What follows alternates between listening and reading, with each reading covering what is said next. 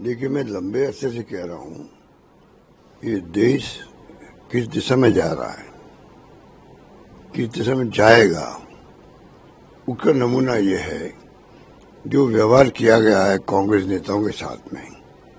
मेरे ख्याल से इतिहास में आज़ादी के बाद में पहली बार इलेक्शन कमीशन के जो वहाँ पे जो भी लोग थे, चेयरमैन थे, मेंबर थे, या जो भी व्यवहार किया गया है, जिसने भी किया है, मैं समझता हूँ बहुत अनफॉर्चुनेट है। मैंने कभी सुना ही नहीं। हम लोग भी कई बार गए हैं, हमने भी कई ऐसी बातें कही होगी।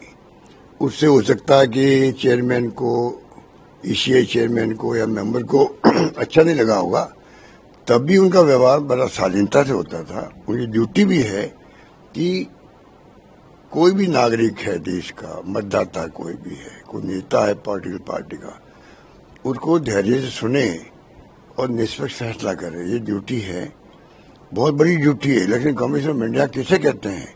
जिसके ऊपर पूरा चुनाव डिपेंड करता है। बहुत बड़ी संस्था है, बहुत क्रेडिबल संस्था है।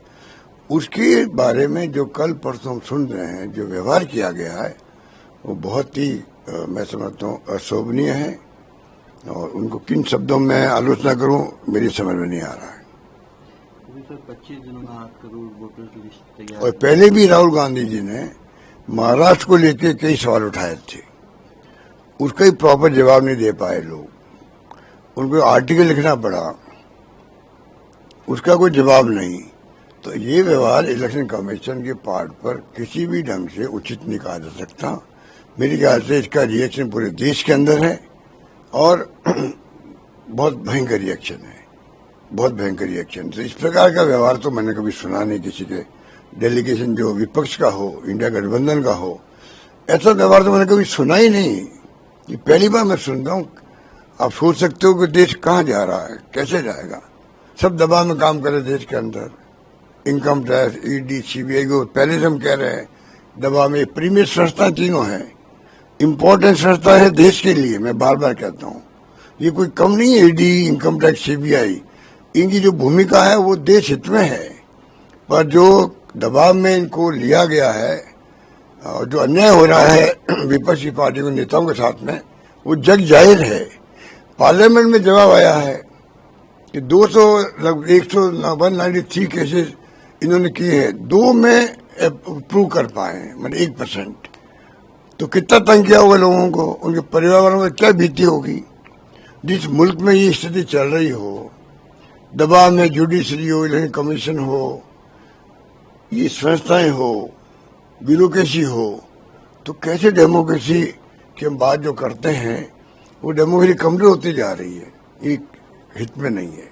और सोचने वाली बात है, जो आज सत्ता में है, प्रधानमंत्री हो या इनके नेता हो, सत्ता पक्ष जो होता है, या सत्ता पक्ष तभी होता है तब विपक्ष होता है। और विपक्ष की बात नहीं मानोगे, आप सुनोगे, तो देश भी तकलीफ पाएगा, आप भी तकलीफ पाओगे। 25 दिन में 8 करोड़ वोटर की, ये असंभव है। और ये एक नया सगुफा छोड़ दिया। मैं खुद पटना जाके आया हूँ परसों, वहां बहुत भारी रिएक्शन है इसका।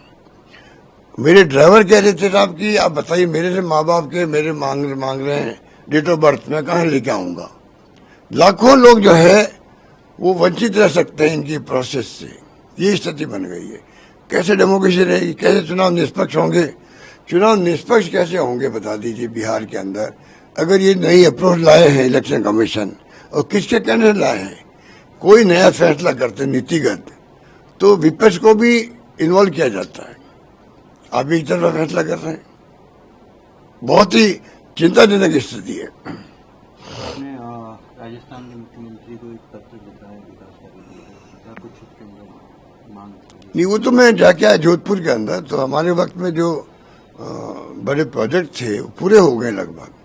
मैं तो उनको रिक्वेस्ट कर रहा हूँ कि 5-10% काम बचा, मान लो, वो पूरा करके आप खुद आए वहाँ पर, उसका उद्घाटन कर दें, तो कम से कम वो लाभ में पब्लिक को लाभ मिलने लग जाए।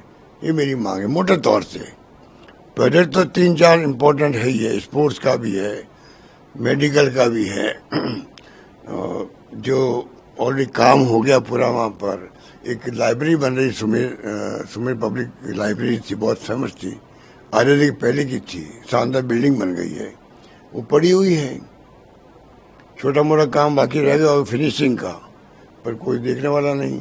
तो मुख्यमंत्री को चाहिए कि वो जोधपुर को प्रायोरिटी दे, क्योंकि पूर्व मुख्यमंत्री वहाँ के हैं, वो भावना उनके दिल में नहीं आनी चाहिए। और वो बल्कि आगे बढ़ के हम कह रहे हैं आप खुद आइए, उद्घाटन कीजिए वहाँ पर।